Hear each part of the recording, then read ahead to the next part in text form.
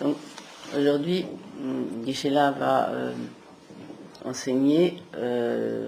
donner des explications donc, sur la méditation.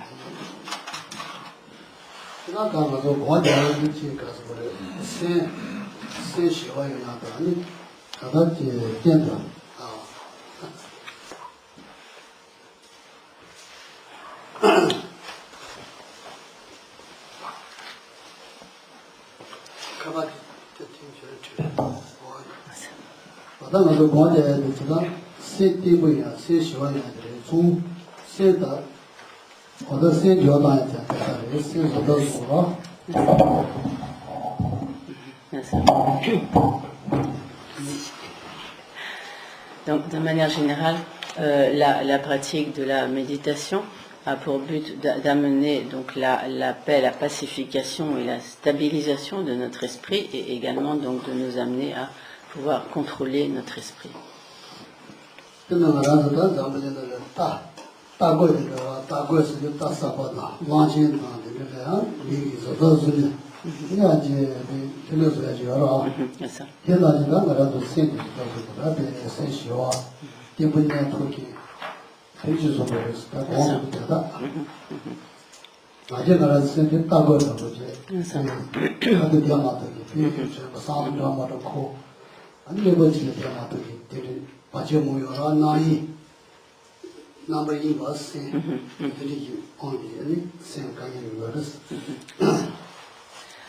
Donc nous savons que dans le monde donc, il y a des bêtes sauvages telles que des chevaux sauvages, des éléphants sauvages qui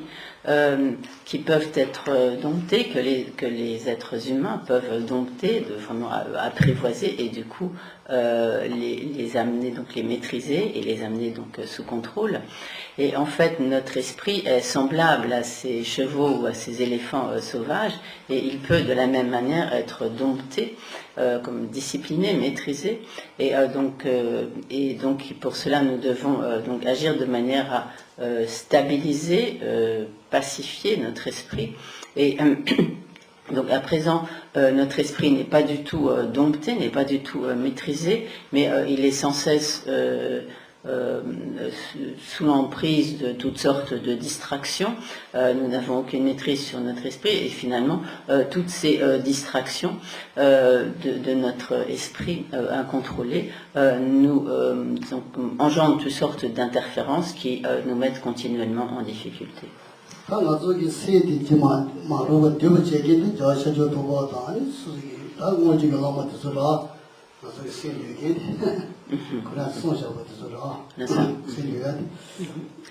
Et donc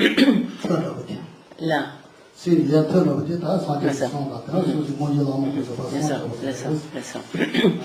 et ainsi donc ceux qui nous montrent la méthode pour arriver à donc dompter notre esprit,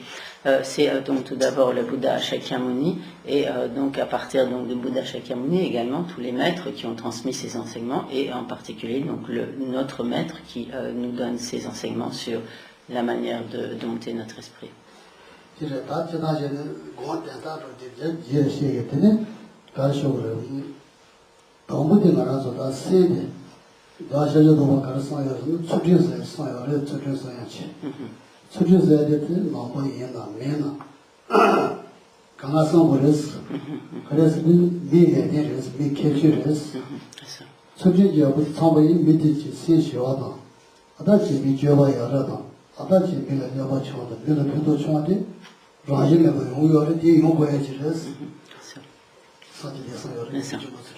Donc, avant d'aborder ce qui concerne à proprement parler la méditation, il est important de voir qu'un des points essentiels de l'enseignement du Bouddha, c'est l'éthique, donc l'observance d'une juste éthique, d'un bon comportement est tout à fait essentielle, car si nous observons une juste éthique, alors tout naturellement nous aurons un esprit beaucoup plus paisible, donc et également donc tous nos comportements de ce fait seront beaucoup plus seront tout à fait positifs, appropriés, et également donc cela aura un retentissement sur tous les autres, et ainsi si tous les individus observent une juste éthique, alors il y aurait tout naturellement beaucoup moins de problèmes et beaucoup moins de difficultés.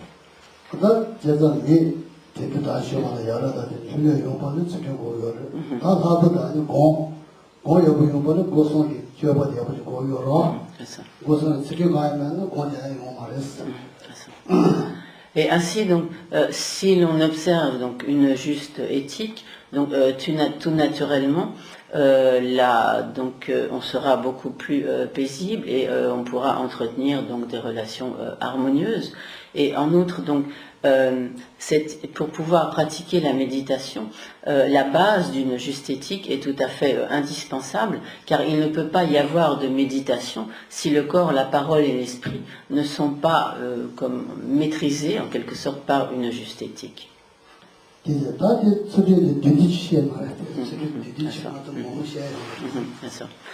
Donc, cette éthique étant ainsi une base vraiment indispensable, comme une fondation indispensable, Geshe-la va tout d'abord donner quelques explications à propos de l'éthique.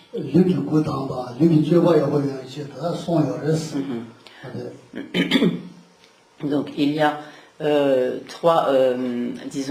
trois comportements par lesquels on maîtrise son corps, donc qui sont comme les trois éthiques corporelles.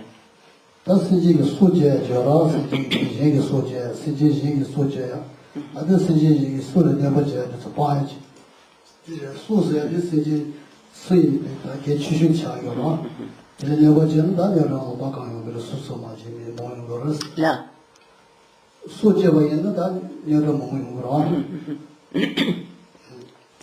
Et donc, la première de ces éthiques corporelles consiste donc à abandonner le meurtre, le crime, donc le fait de tuer tout être sensible. En effet, donc cela est en quelque sorte comme la pire nuisance que l'on puisse occasionner à autrui, car tous les êtres donc tous les êtres tiennent à leur vie. La vie est ce que tous les êtres ont en fait de plus précieux. Par conséquent, si nous détruisons la vie des êtres sensibles, nous leur causons un très très grand dommage. La deuxième éthique corporelle consiste à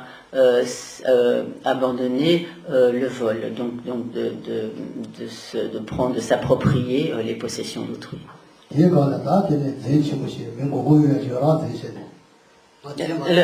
Le luçon, ça n'a luçon.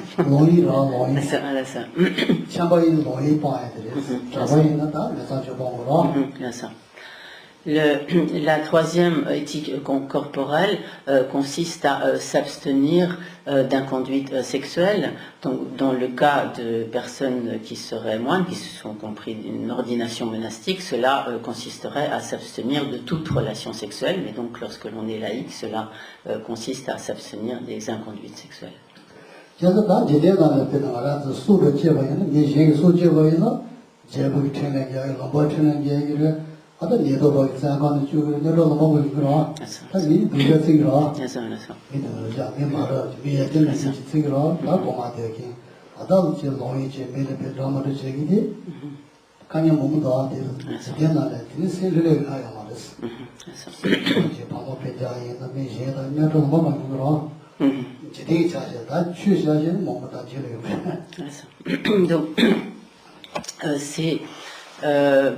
Cette éthique, donc ces diverses formes d'éthique sont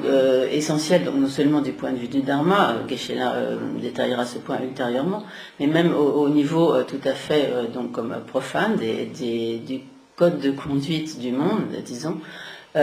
C'est s'abstenir, donc l'éthique qui consiste à s'abstenir de tels comportements, donc tout d'abord ici corporels, est ce qui fait que l'on est un être humain de qualité, ce qui fait en quelque sorte comme la dignité d'un être humain,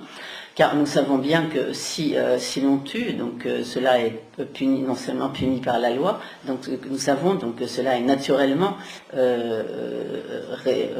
une attitude répréhensible de par la loi. Également lorsque l'on vole, nous savons que cela est de par le monde considéré comme quelque chose de tout à fait négatif, inapproprié, et le fait de s'adonner à des inconduites sexuelles entraîne également toutes sortes de difficultés, de problèmes, et donc tout cela, donc nous savons que ces comportements négatifs du corps sont source donc de nombreuses difficultés, de nombreux problèmes, et que tant que on s'adonne à ce genre de comportement négatif, il n'est pas possible d'avoir la paix et la tranquillité de l'esprit et de vivre en harmonie.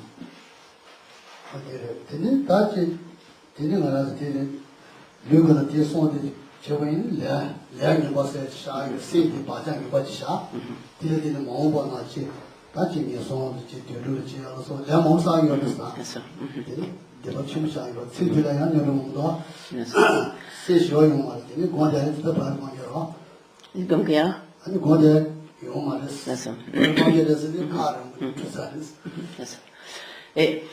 donc non seulement du point de vue, disons, du monde, cela entraîne toutes sortes de problèmes, de souffrances, d'inconvénients, mais du point de vue donc du dharma, lorsque nous nous adonnons à de telles actions négatives, cela nous fait accumuler ce qu'on appelle des karmas négatifs, à savoir donc des empreintes négatives sur notre courant de conscience, et ces empreintes négatives, ces empreintes négatives, ultérieurement entraîneront des résultats de souffrance. Nous ferons renaître, en particulier dans des états de renaissance infortunés, dans lesquels, tels que une renaissance animale, dans lesquels nous endurerons donc de très grandes souffrances. Et donc il est clair que si nous nous adonnons à toutes ces actions négatives, il ne peut même plus être question donc de méditation.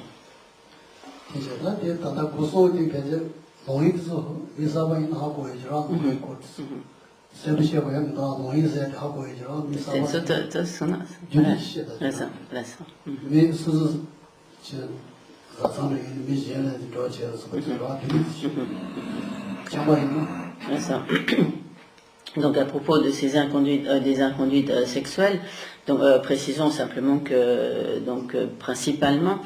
si l'on vit par exemple en couple, cela consisterait à avoir des relations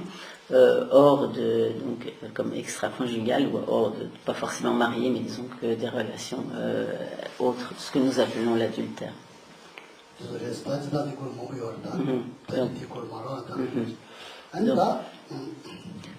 Donc il y aurait beaucoup de points qu'on pourrait détailler à ce propos, mais donc ceci n'étant pas le sujet essentiel d'aujourd'hui, Kishan ne va pas rentrer dans tous ces détails.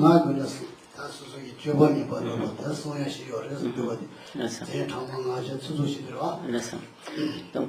là, il y a également donc 4 éthiques de la parole, donc 4 éthiques verbales,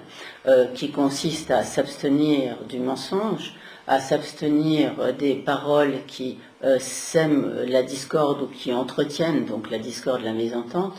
de s'abstenir de toute parole blessante, méchante, et également de s'abstenir de toute discussion futile et oisive.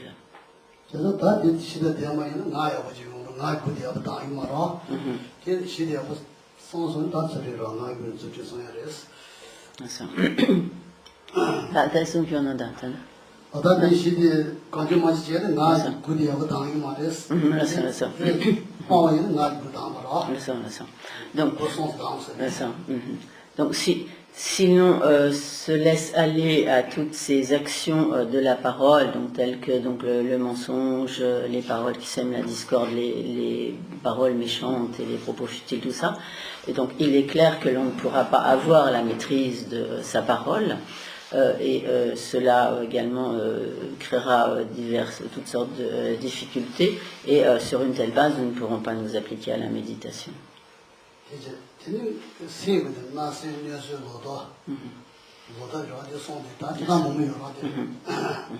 Donc, il y a également trois éthiques de l'esprit, trois éthiques mentales, qui consistent à s'abstenir de malveillance ou de méchanceté, à s'abstenir de convoitise et à s'abstenir de cultiver ou d'entretenir des vues fausses.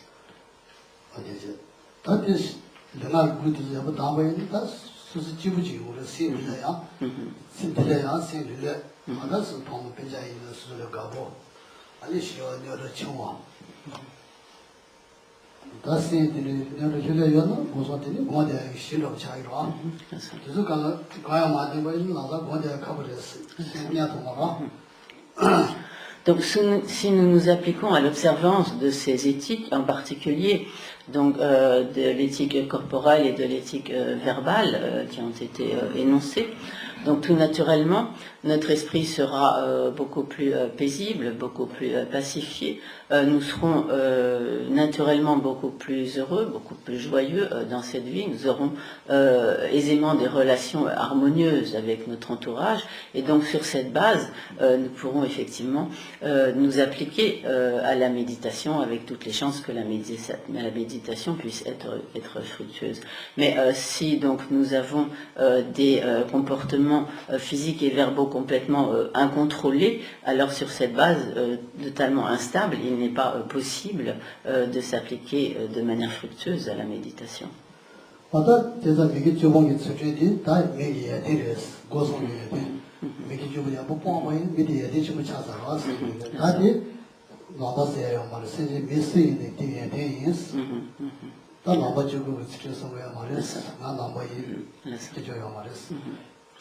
Donc, si l'on observe cette éthique des 10 vertus, donc qui consiste à s'abstenir de ces 10 actions négatives,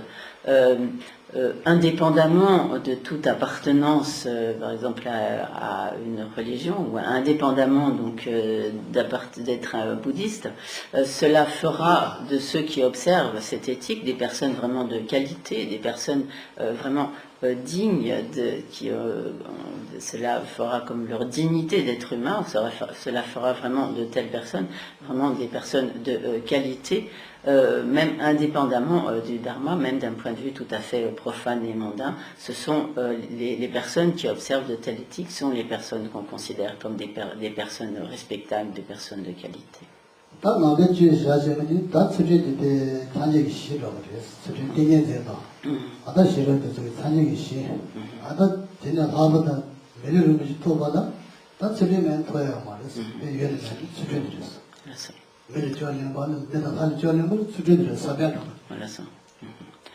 En outre, donc, du point de vue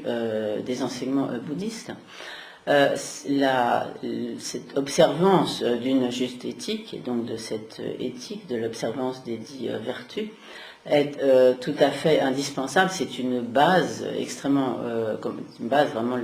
un fondement indispensable pour pouvoir développer notamment donc la méditation, la stabilité de l'esprit, développer le samadhi, pour pouvoir également développer donc la sagesse. Donc ces observances éthiques sont absolument indispensables.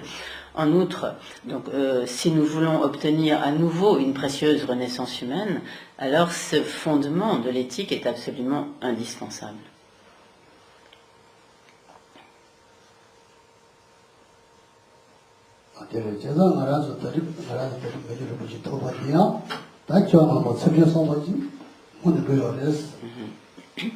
Donc,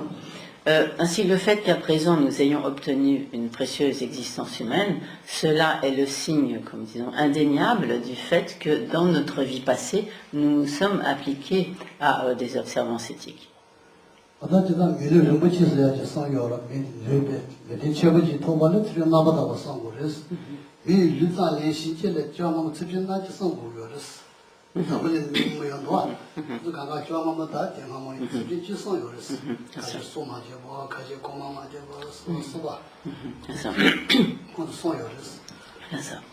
Donc, le fait que nous ayons obtenu à présent cette précieuse existence humaine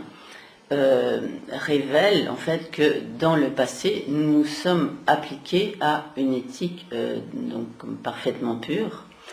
Mais le simple fait d'obtenir une naissance humaine, pas nécessairement ce que l'on appellerait une précieuse renaissance humaine, mais pour obtenir ne serait-ce qu'une naissance humaine, alors ceux qui ont obtenu à présent, différemment, ceux qui ont obtenu à présent une simple naissance humaine, cela est le signe que dans leur vie passée, ils se sont au moins appliqués à une forme d'observance éthique, ne serait-ce que s'abstenir de tuer ou bien s'abstenir de voler, etc.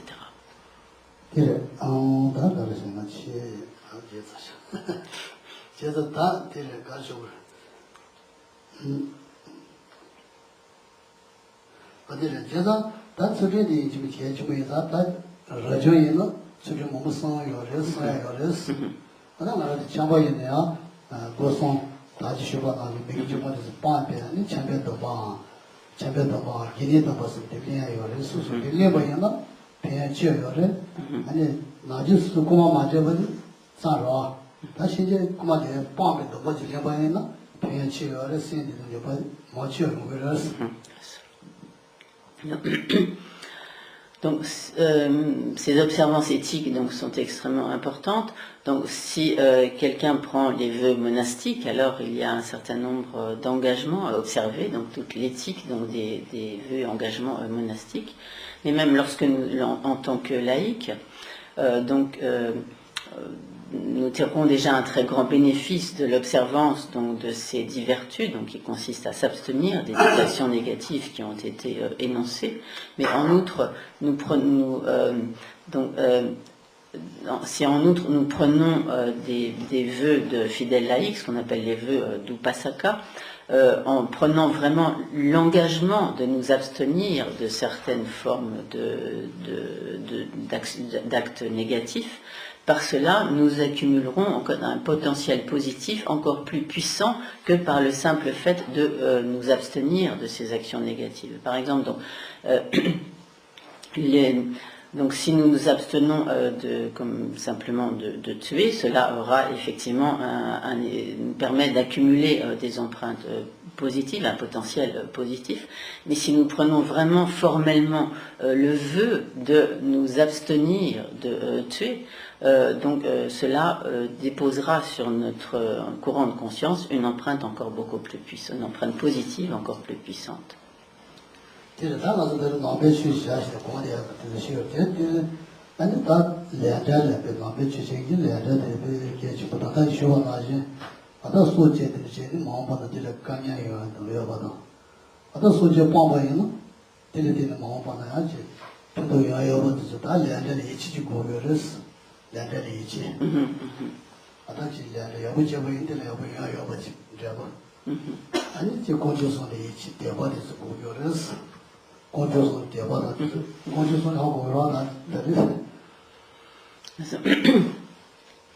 Donc, en outre, il est important que nous ayons comme foi dans la loi de cause à effet des actions, à savoir donc foi dans le fait que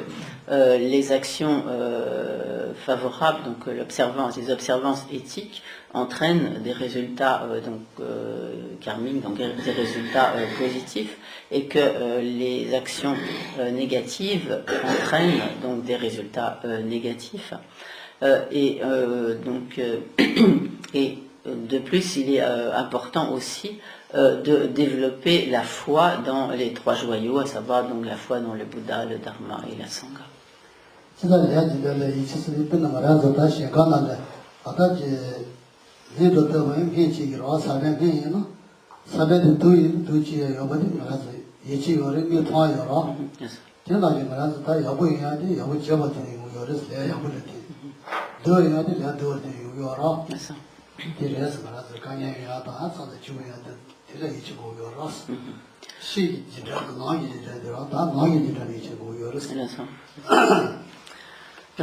Lorsque l'on parle de développer donc la foi dans la loi de cause à effet des actions, à ce moment-là, donc cela se réfère en fait au processus de cause à effet en interne sur notre propre esprit, Mais ce processus est le même que le processus de la loi de cause à effet que nous pouvons observer à l'extérieur. Par exemple, donc, si nous semons la graine d'une plante médicinale, en résultat de cette graine, nous obtiendrons une plante médicinale. Mais si nous semons une graine d'une plante qui est du poison, alors nous obtiendrons du poison en résultat. Il en va exactement de même de nos actions. Lorsque nous accumulons des actions négatives, nous semons en quelque sorte en notre esprit une graine négative qui produira un résultat négatif, un résultat de souffrance. Et à l'inverse, donc lorsque nous semons une graine positive par des actions donc vertueuses, positives, favorables, en résultat de cela, donc nous obtiendrons un fruit positif, un fruit de plaisant, de bonheur.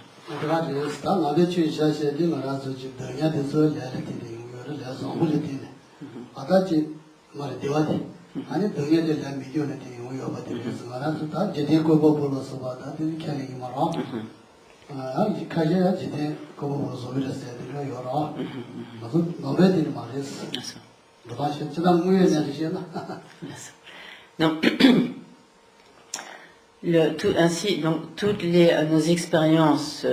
douloureuses et nos expériences plaisantes sont le résultat de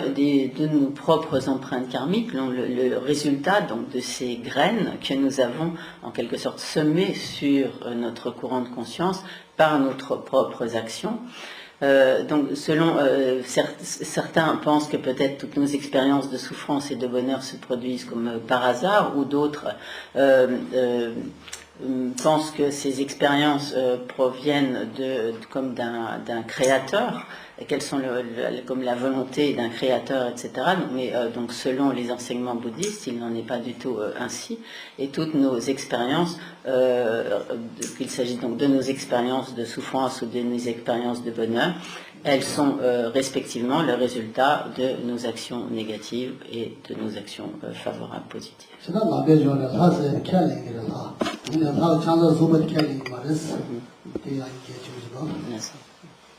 Donc, les enseignements bouddhistes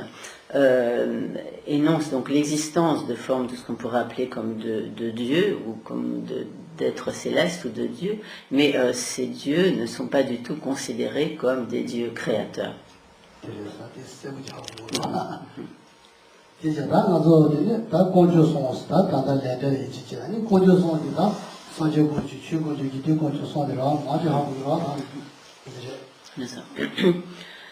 Et donc, pour ce qui est des trois joyaux, donc la plupart d'entre vous donc savent ce dont il s'agit. Ce sont donc le joyau du Bouddha, le joyau du Dharma, le joyau de la Sangha.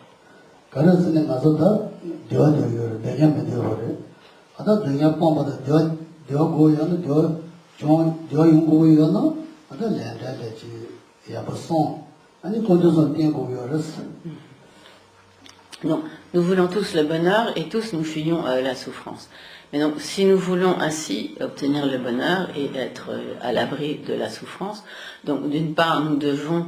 nous appliquer à l'observance de la loi de cause à effet des actions, à savoir rejeter les actions négatives, nous appliquer à la pratique des actions favorables, vertueuses, et en outre, nous devons prendre refuge dans les trois joyaux, dans le Bouddha, le Dharma, la Sangha.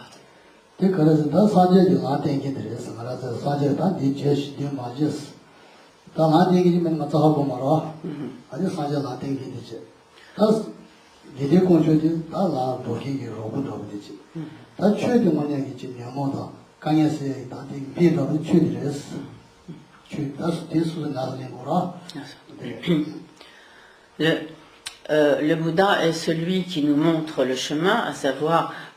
il est celui qui nous montre ce à quoi nous devons nous appliquer, ce que nous devons pratiquer et également ce que nous devons rejeter. Donc si personne ne nous montre ce que nous devons pratiquer et ce que nous devons rejeter, donc de nous-mêmes, nous n'avons pas la capacité de discernement suffisante. Pour ce qui est du joyau de la Sangha, il est constitué par tous les compagnons qui nous soutiennent, qui nous accompagnent, qui nous assistent donc sur le chemin, sur le chemin spirituel. Et pour ce qui est donc du joyau du Dharma, il est en fait ce qui nous permet concrètement de dissiper toutes nos souffrances et de dissiper donc tous les facteurs perturbateurs de notre esprit, tous les facteurs négatifs de notre esprit. Et donc ce dharma, nous devons le faire apparaître, le produire, en fait, l'engendrer en notre propre esprit.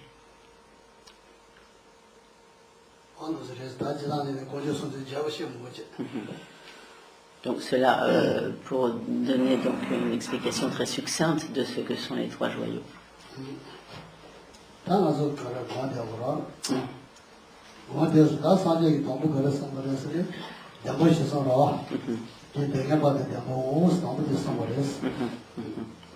Et donc ce chemin donc, du Dharma, nous devons le méditer.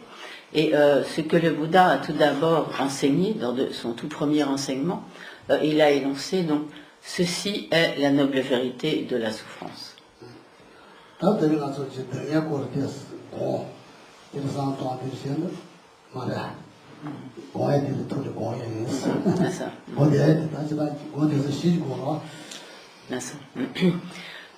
à présent, donc, nous allons méditer sur la nature de souffrance dans laquelle nous nous trouvons. Pour pouvoir s'appliquer à la méditation, ils font en quelque sorte comme une base ou un objet de la méditation. Donc nous allons à présent méditer sur la souffrance. Tanda,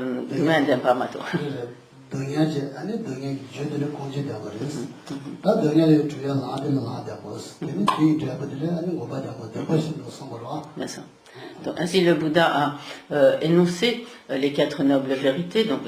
en énonçant tout d'abord donc, la noble vérité de la souffrance, puis la noble vérité de l'origine de la souffrance. Donc il a montré donc, en s'appliquant à la pratique du chemin, on obtient donc la noble vérité de la cessation, donc de l'élimination des causes de la souffrance et donc de la souffrance qui en résulte. Donc ainsi le Bouddha a énoncé ces quatre nobles vérités donc dans l'ordre suivant, en énonçant tout d'abord donc la noble vérité de la souffrance, puis la noble vérité de l'origine de la souffrance, puis la noble vérité de la cessation et la noble vérité du chemin.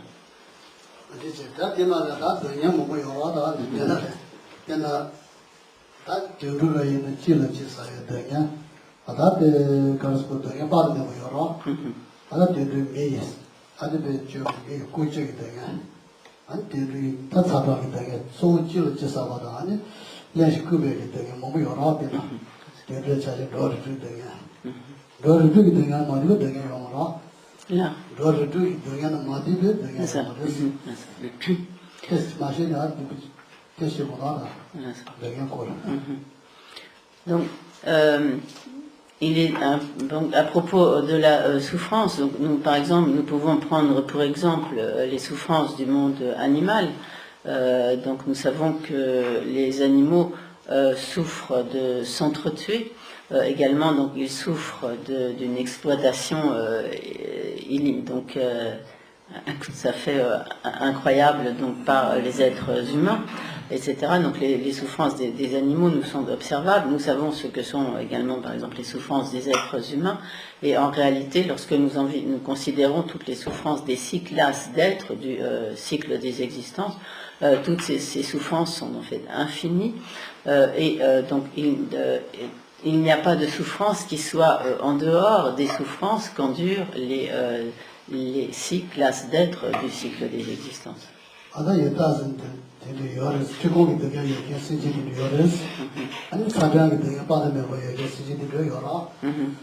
Donc,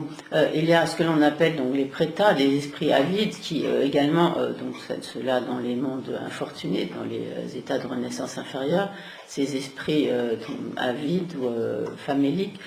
qui souffrent continuellement des tourments de la faim et de la soif. Il y a également une catégorie donc, d'existence infortunée où les êtres sont continuellement torturés par les souffrances de la chaleur et du froid.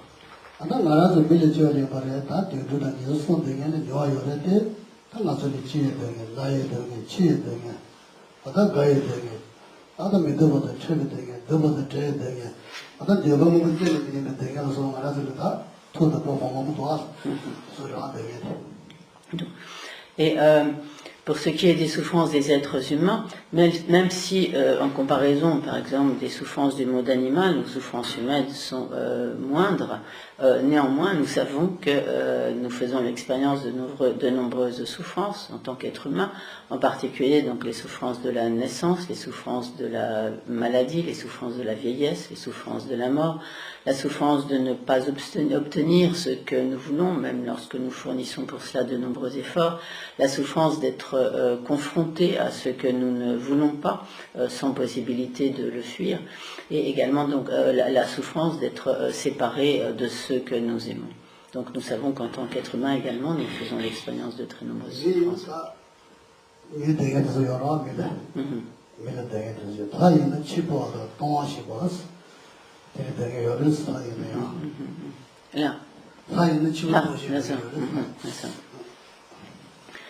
Et les souffrances donc qu'on appelle comme des dieux ou des dévas, même si elles sont effectivement aussi comme moindres que celles des êtres humains, néanmoins, donc ce sont des êtres qui demeurent toujours dans le cycle des existences et qui sont en particulier soumis à la souffrance de la renaissance, de devoir donc continuer, mourir et renaître.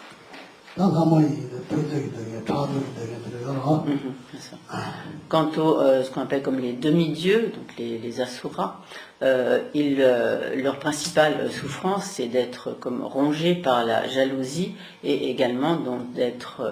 blessés comme dans leur combat avec les dieux.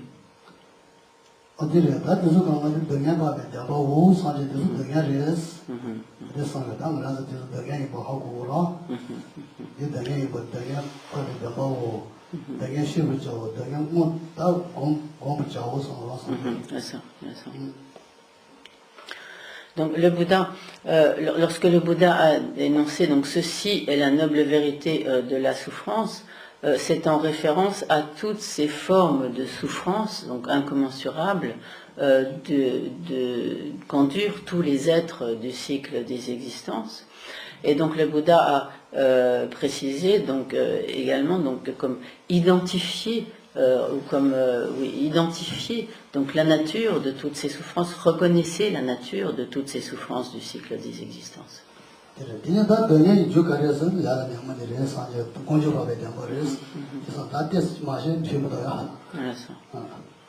Et donc le Bouddha a ensuite donc la raison, donc le Bouddha a commencé par énoncer donc cette noble vérité de la souffrance, et ensuite donc il a énoncé la noble vérité de l'origine de la souffrance. Et à ce moment-là, ce qui grâce à quoi nous pouvons comprendre que la souffrance est un résultat, et donc ces souffrances ont des causes, ont une origine, et c'est la deuxième des quatre nobles vérités.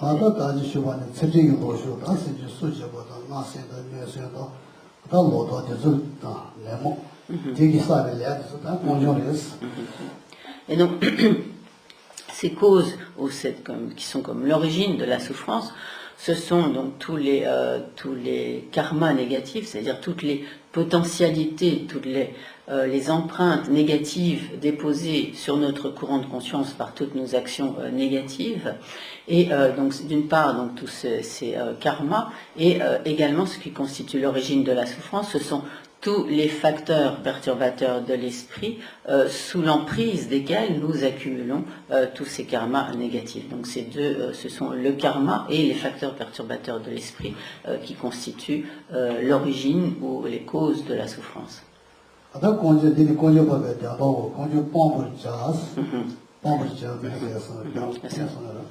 Donc ainsi le Bouddha énonça, donc ceci est la noble vérité de l'origine de la souffrance. Et il ajouta donc abandonner l'origine de la souffrance, comme rejeter toutes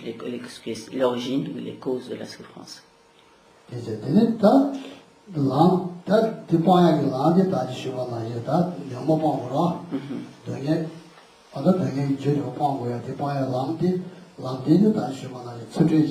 수준 시선에 아니 고대 저라 땡이즈가 싫어도 소리스 아까 저도 세고 써봐 그래서 이게 라바에 대화레스 이렇게 되게 Et donc,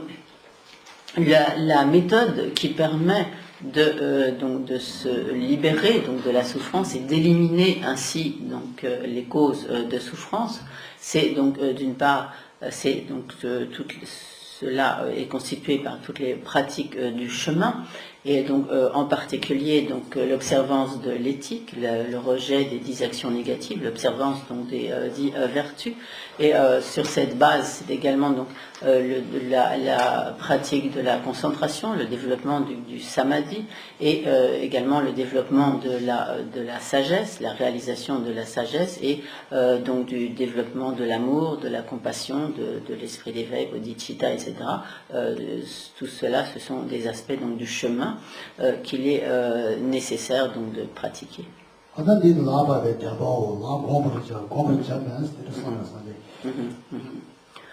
Et donc le Bouddha ainsi a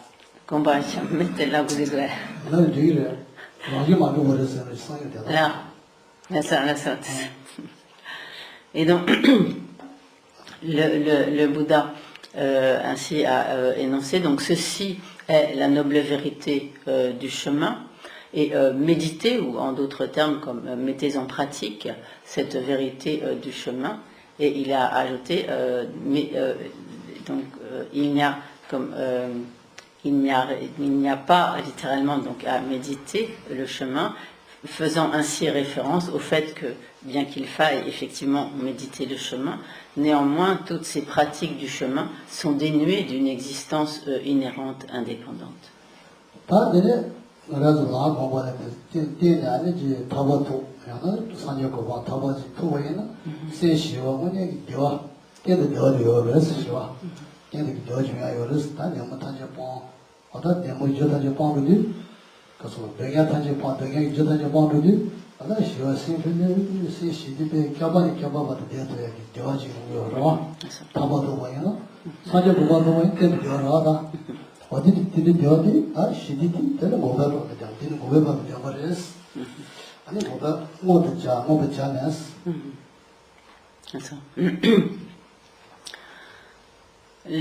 Et donc lorsque par la pratique du chemin nous parvenons à l'élimination définitive donc de toutes les causes de la souffrance et donc nous éliminons donc du même coup tout ce qui résulte de ces causes, à savoir donc toutes les souffrances, et ainsi donc nous parviendrons à la réalisation donc de la vérité de la cessation, c'est-à-dire donc cette la noble vérité de la cessation qui est donc la cessation des causes de l'origine de la souffrance et donc la cessation de la souffrance qui en résulte. Lorsque nous aurons atteint cette libération définitive donc du cycle des existences, alors nous demeurerons dans un état de paix et donc de bonheur, de félicité inaltérable, et ce durant des temps donc infinis. Et en outre, donc, si nous obtenons, au-delà même de cette simple libération du cycle des existences, nous obtenons la perfection de l'état de Bouddha, nous aurons atteint alors un stade de réalisation encore supérieur, et donc dans tous les cas, nous demeurons alors dans un état de parfaite félicité et de paix que rien ne viendra troubler.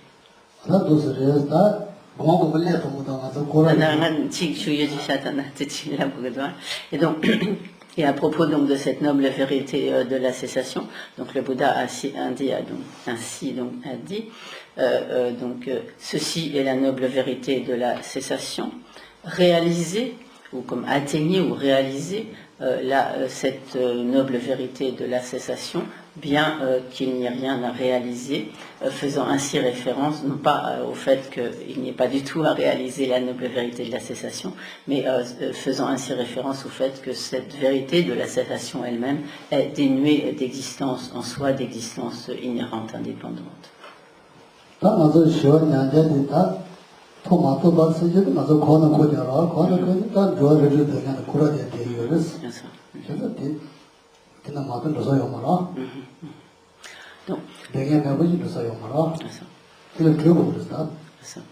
Donc tant que nous n'aurons pas obtenu cette vérité de la cessation, donc cette libération du cycle des existences,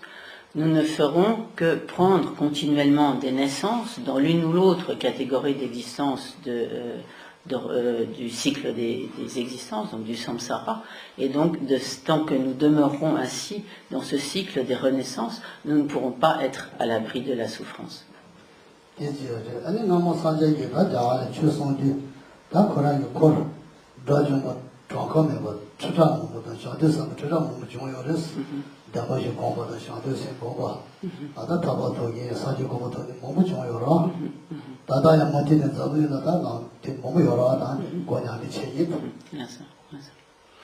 Donc, lorsque le Bouddha a donné ses enseignements, donc en Inde, le Bouddha Shakyamuni, il y a environ 2600 ans, parmi tous les êtres de son entourage, très nombreux, donc par milliers, furent ceux qui atteignirent la libération du cycle des existences, ou qui devinrent des bodhisattvas, ou même qui atteignirent donc la perfection de l'état de Bouddha. Donc, en méditant donc cet enseignement des quatre nobles vérités, et également donc par la suite, que ce soit donc en Inde ou au Tibet, de nombreux individus ont également atteint cette libération, et également donc l'état de bodhisattva ou même l'état de Bouddha, en mettant en pratique tous les enseignements du Bouddha.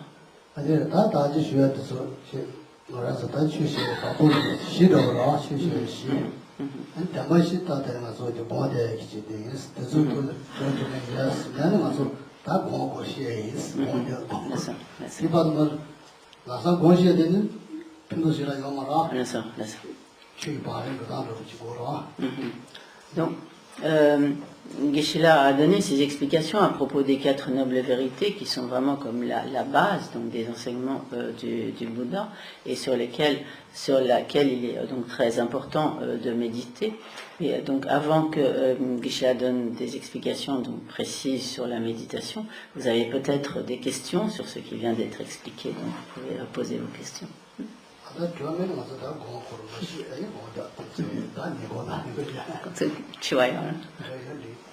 Oui.